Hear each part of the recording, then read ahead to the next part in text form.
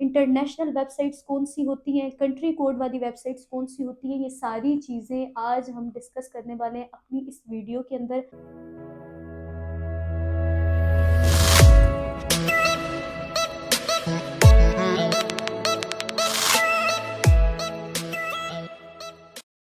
अस्सलाम वालेकुम and welcome back to my YouTube channel more tech. उम्मीद करती हूँ कि आप सब खैरियत से होंगे। आज की जो हमारी वीडियो को टॉपिक है वो है यूआरएल एंड डोमेन्स पे, कि डोमेन्स क्या होती हैं, यूआरएल क्या होता है। गेस्ट पोस्टिंग के अंदर हमें कैसे पता चलेगा, कैसे पहचान होगी कि यूआरएल कौन सा है और डोमेन्स कौन सी हैं। डोमेन्स मुख्तलिफ तरह की होती हैं। जब हमारे पास क्लाइंट्स आते हैं तो उनकी डिमांड होती है कि हमें स्पेसिफिक एक कंट्री की वेबसाइट चाहिए, हमें स्पेसिफिक एक कंट्री की ट्रैफिक चाहिए।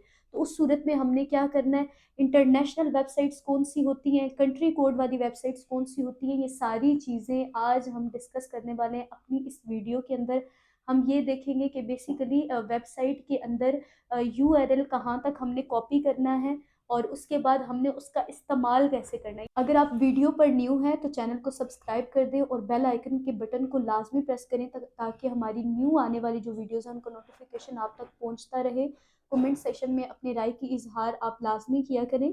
और इससे पहले जो हमारी वीडियोस अपलोड हुई हुई है, प्ले लिस्ट बनी हुई है कंप्लीट कोर्स की, आप one by one step wise उनको देख सकते हैं ताकि काम करने में आपको आसानी हो। और ये चीज़ें बहुत ज़्यादा अहम चीज़ें हैं, इनको आपने स्किप नहीं करना। अगर स्किप कर देंगे तो समझें आपने अपने क्लाइंट को खो दिया है, आपने अपनी जो अर्निंग है, जो डॉलर है आपके पास आने चाहिए, वो आपने खो दिए हैं। क्योंकि ये छोटे छोटे स्टेप्स जो हैं ये आगे चल के मार्केट में आपका स्टैंडर्ड बनाते हैं, आपको प्रोफेशनल बनाते हैं। तो बिना टाइम वेस्ट किए चलते हैं लैपटॉप की स्क्रीन पर और वहाँ चल के आज की जो हमारी वीडियो है उसको प्रॉपर डिस्कस करते हैं और प्रॉपर उस पर प्रैक्टिकल वर्क करते हैं। जी, तो अब हम आ चुके हैं लैपटॉप की स्क्रीन पर और बिस्मिल्लाह पढ़ के अपने काम का आगाज़ करते हैं। जो आज का हमारा काम है और इन चीज़ों को समझना आप लोगों के लिए बहुत ज़रूरी है। ये वो चीज़ें हैं जो हम लोग नहीं समझते और जब क्लाइंट आकर हमसे वेबसाइट की डोमेन्स की बात करता है तब हमें नहीं पता होता। और स्पेसिफिक कंट्री की वेबसाइट्स कौन सी होती हैं, हमें कैसे पता चलेगा कि ये स्पेसिफिक कंट्री की वेबसाइट है। हमारा क्लाइंट हमसे स्पेसिफिक कंट्री की वेबसाइट जो है वो तलब करना चाह रहा है, जिसको हम समझ नहीं पाते कि बेसिकली हमारा क्लाइंट क्या कह रहा है। और इस तरह हमारा जो क्लाइंट है वो मार्केट में किसी और बंदे को ऑर्डर देकर चला जाता है और हमारे पास ऑर्डर्स जो हैं वो नहीं आते। ये काफ़ी सारी छोटी-छोटी ऐसी वजूहात होती हैं जिनको हम मद्देनज़र नहीं रखते और ये हमारे रिस्क को मार्केट के अंदर कहीं और लेकर चला जाता है। तो अपना रिस्क अपने हिस्से में कैसे लेकर आना है, इंटरनेशनल क्लाइंट्स किस तरह अपने पास लेकर आने हैं, प्रोफेशनल क्लाइंट्स किस तरह अपने पास लेकर आने हैं, उनके लिए ये चीज़ें सारी समझना बहुत ज़्यादा अहम है। तो यहाँ पर अपने वर्क को ओपन कर लेते हैं और सबसे पहले आज हम आज की वीडियो में ये डिस्कस कर लेते हैं कि यूआरएल बेसिकली क्या होता है। यूआरएल का समझना बहुत ज़्यादा ज़रूरी है क्योंकि गेस्ट पोस्टिंग के अंदर चाहे हम क्लाइंट की वेबसाइट निकाल रहे हैं, चाहे हम एडमिन की वेबसाइट निकाल रहे हैं, तो सबसे पहले जितना भी काम होता है वो यूआरएल पे डिपेंडेंट होता है। हम यूआरएल से अंदाज़ा लगा सकते हैं कि ये वेबसाइट एडमिन की है या क्लाइंट की है, ये वेबसाइट अच्छी है या बुरी है। इन सारी चीज़ों को हम डिस्कस करेंगे। यूआरएल की जो फुल फॉर्म है वो है यूनिफॉर्म रिसोर्स लोकेटर।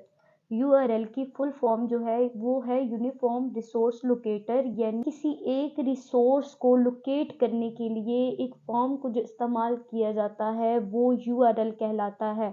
और हर वेबसाइट का यूआरएल मस्ट होता है।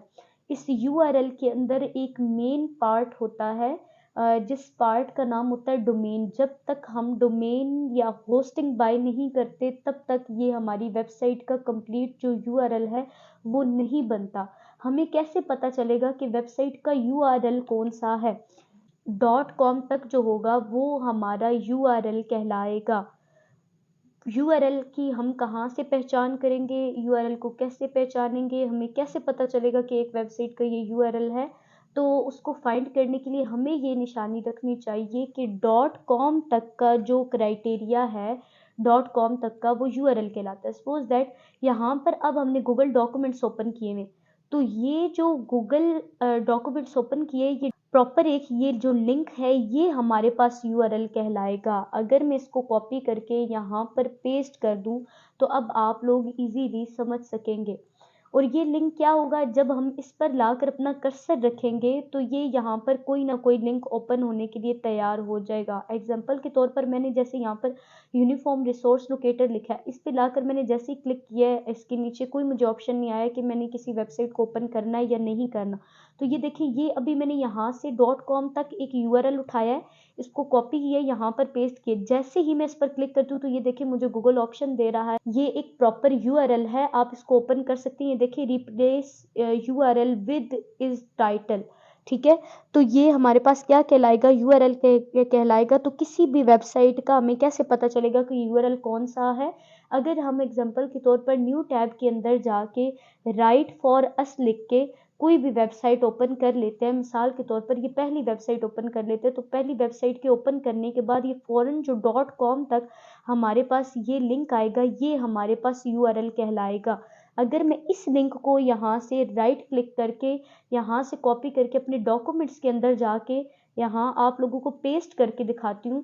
पेस्ट करने के बाद अब ये देखिए ये फौरन से ब्लू हो गया, जैसे ही मैंने इस पर क्लिक किया और अब ये वेबसाइट का लिंक आ गया। जैसे ही मैं इसे ओपन करूंगी तो वो वेबसाइट ओपन हो जाएगी जिसका हमने लिंक कॉपी किया था। यहाँ पर आप देख सकते हैं इस वेबसाइट का हमने लिंक कॉपी किया था, इसका होम पेज इस तरह का ये इस वेबसाइट का लिंक हमने कॉपी किया था। जैसे ही हमने यहाँ पर पुट किया और ओपन किया तो सेम एज इट इज ये वेबसाइट हमारे सामने ओपन होके आ चुकी है। तो यूआरएल बेसिकली क्या होता है, .com तक जो लिंक होता है वो यूआरएल कहलाता है। URL stand for uniform resource locator.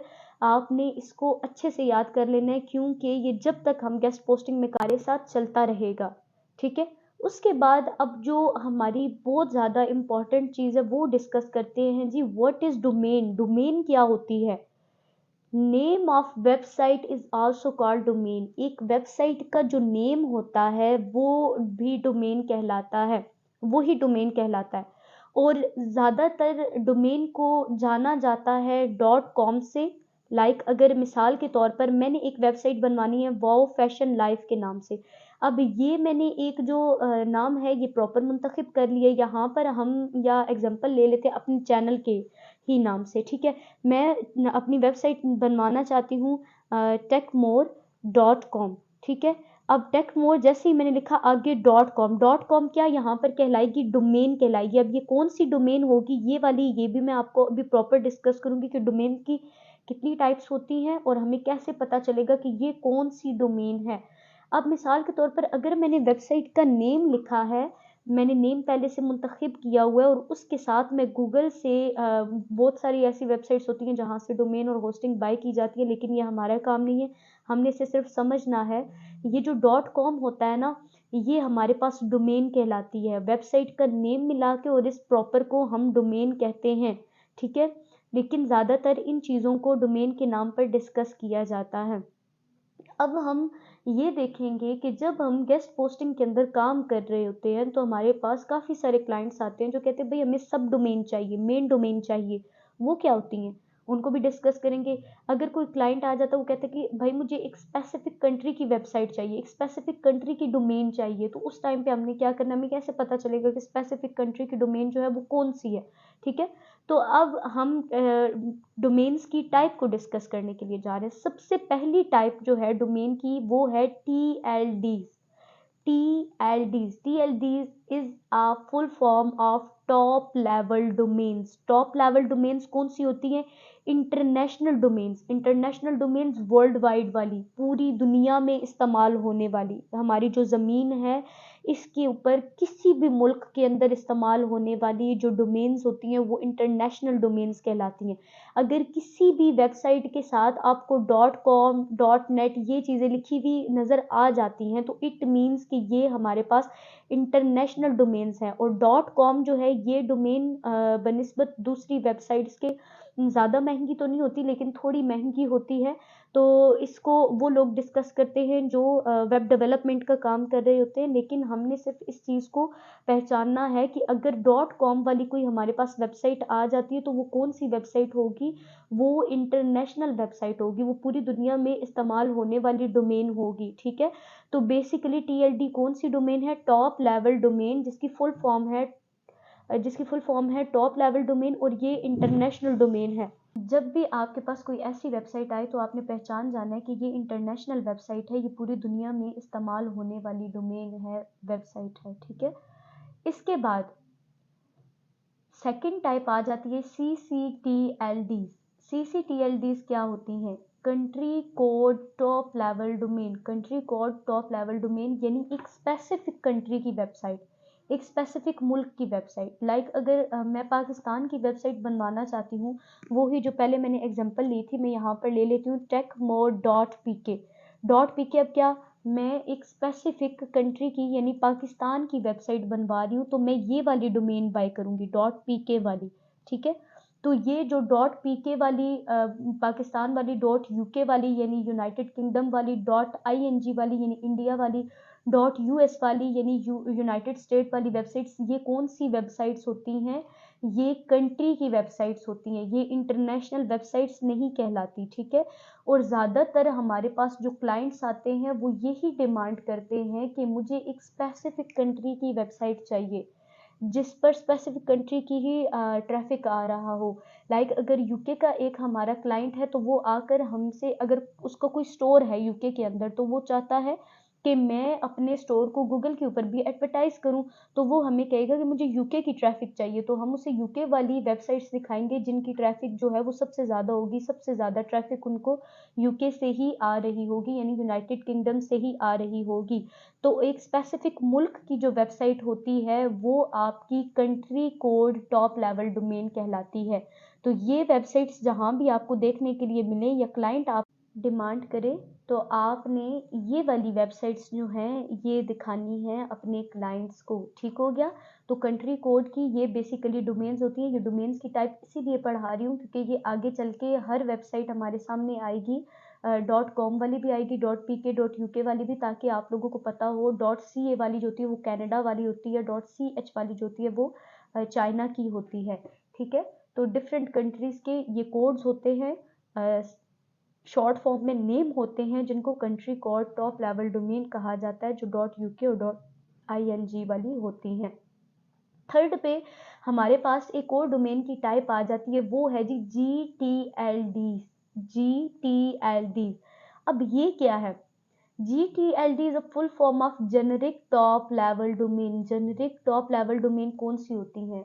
वो डोमेन्स जो किसी सेक्टर यानी महकमे से ताल्लुक रखती हूँ, ठीक है। इसमें हमारे पास एग्जाम्पल के ज़मरे में आ सकती हैं .gov यानी गवर्नमेंट वाली, .edu यानी एजुकेशन वाली। सपोज दैट गवर्नमेंट का कोई इदारा है, यानी कोई एक म्यूनसिपल कमेटी है, या कोई भी गवर्नमेंट का इदारा करने, तो उस इदारे की जो वेबसाइट होगी वो कौन सी डोमेन की वेबसाइट होगी? मिसाल के तौर पर मेरा एक टेक मोर का इदारा है, ठीक है, तो ये रजिस्टर्ड है गवर्नमेंट से, तो मैं techmore.gov वाली वेबसाइट बनवाऊंगी, ये वाली डोमेन मैं परचेज करूंगी। जहां पर आपको ये वाली डोमेन नजर आ जाए, आपने समझ जाना है कि ये किसी गवर्नमेंट की वेबसाइट है, ठीक है। तो ये TLD जेनेरिक TLDs होती हैं, ठीक है। और जहाँ पर आपको EDU नज़र आ जाए, जब भी आप किसी कॉलेज की वेबसाइट देखते हैं, जब भी आप किसी इसकी यूनिवर्सिटी की वेबसाइट देखते हैं, तो अक्सर उस वेबसाइट के साथ EDU लगा हुआ होता है। हमारे जो कंट्री की हमारी जो सिटी की यूनिवर्सिटी है, उसका एक ले लेते हैं कि यूनिवर्सिटी ऑफ चकवाल, तो यूनिवर्सिटी ऑफ चकवाल .edu क्या होगी? प्रॉपर एक वेबसाइट होगी, ठीक है। तो ये जो वेबसाइट्स आपको ये देखने के लिए जहाँ पे मिलेंगी, आपने समझ जाना है कि ये डोमेन की टाइप है जो कि जेनेरिक टॉप लेवल डोमेन्स हैं, ठीक है। इसके बाद फोर्थ पे आ जाता है जी SLDs। SLDs कौन सी होती हैं जी? SLD is a full form of second level domain. Second level domain क्या होती है? फुल डोमेन कुछ इस तरह की देखने को मिलती है आपको, इस तरह की www.google.com, इस तरह की डोमेन आपको पूरी की पूरी देखने को मिलती है, जिसको हम URL भी कहते हैं।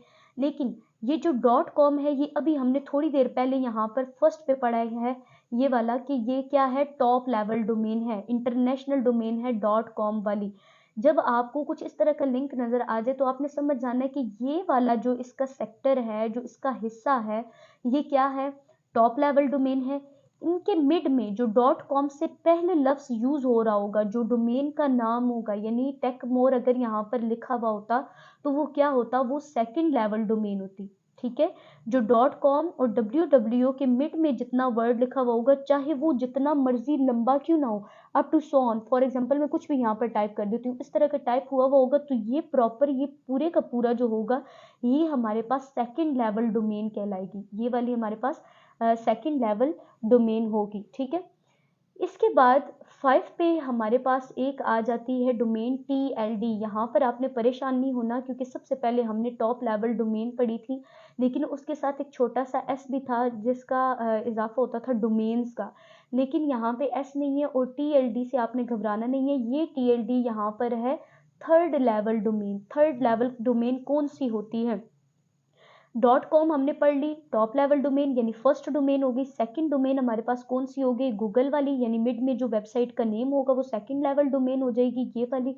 और जो www होगा, ये हमारे पास थर्ड लेवल डोमेन आ जाएगी। सपोज दैट अगर www से पहले यहाँ पर लिखा हुआ होता स्टोर डॉट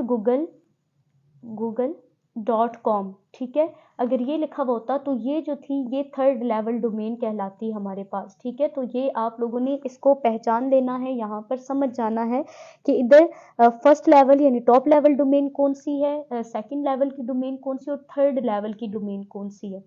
एंड देन हम यहाँ पर अभी हमने पढ़ा www, ये इसका मतलब क्या होता है? www की फुल फॉर्म जो है वो है वर्ल्ड वाइड वेब। ये वर्ल्ड वाइड वेब जो होता है www, ये बहुत ज़्यादा अहम चीज़ है HTTP की तरह। HTTP क्या होता है इसको भी डिस्कस कर लेते हैं। ये बेसिकली कनेक्ट करता है जो वेबसाइट का इंटरनेट होता है, एक वेबसाइट को वर्ल्ड वाइड के इंटरनेट के साथ कनेक्ट करता है। मिसाल के तौर पर एक वेबसाइट है जो मैंने ये गूगल वाली बनाई है, अब ये क्या है, ये वर्ल्ड वाइड है। ठीक है, अब ये गूगल जो है वो पूरी दुनिया के अंदर हर इंटरनेट कनेक्शन के साथ कनेक्ट हुआ है। जो भी बंदा इसको यूज़ करना चाहे वो खुले आम इजीली इसको यूज़ कर सकता है बिना किसी प्रॉब्लम को फेस किए हुए। क्यों? क्योंकि ये एक प्रॉपर जो डोमेन है वो बनी हुई है और ये वर्ल्ड वाइड के हर इंटरनेट के साथ ये जो है ये इस्तेमाल की जा सकती है। यहाँ पर इसकी मैंने छोटी सी डेफिनेशन लिख दी है। www is also called a web and it is catalog of an order of all website connected to worldwide internet। ये worldwide internet इस तरह की भी जो वेबसाइट्स आपको नजर आएंगी जिनके साथ www लिखा हुआ होगा या HTTP होगा, जो भी वेबसाइट बनती है तो वो हर वर्ल्ड वाइड के इंटरनेट के साथ कनेक्ट होने के लिए तैयार होती है। अब थर्ड लेवल डोमेन की जो हमारे पास एग्जांपल है, अब ये चीज़ें हमने थर्ड लेवल डोमेन में ही पढ़ी है। ठीक है, थर्ड लेवल डोमेन की जो एग्जांपल है वो हमारे पास है जी store.google.com। यानी स्टोर, अगर आप कोई स्टोर क्रिएट कर रहे हैं तो ये आपके पास क्या है, थर्ड लेवल डोमेन है। अगर कोई आप ब्लॉग जनरेट कर रहे हैं तो आपने blog.google.com, अब ये क्या है, ये थर्ड लेवल डोमेन है। इसके बाद हमारे पास आ जाता है जी HTTP, जो अक्सर हमें देखने के लिए मिलता है। सपोज दैट अगर मैं .com तक यहाँ पर क्लिक करती हूँ ना जस्ट, तो ये देखिए फौरन से इसके साथ HTTP आ गई। HTTP की जो फुल फॉर्म है वो है hyper text transfer protocol. Transfer protocol से क्या जाहिर होता है, डेटा कम्युनिकेशन, दो चीज़ों को आपस में मुंसलिक करना, दो चीज़ों को आपस में जोड़ना। ठीक है, तो जब भी आप URL के अंदर आपने कॉपी करना होगा तो जस्ट यहाँ से .com तक, ये जैसे गूगल docs.google.com लिखा हुआ है तो ये प्रॉपर एक URL नहीं होगा। आपने जब इस पर क्लिक करना है, जैसे ये HTTP साथ आता जाएगा उसके बाद आपने .com तक इसको कॉपी करना है, तब जाके ये आपके पास एक प्रॉपर URL की फॉर्म में आएगा। ठीक है, सिक्स्थ एंड लास्ट जो आपके पास फॉर्म है डोमेन की वो है जी प्रीमियम डोमेन्स।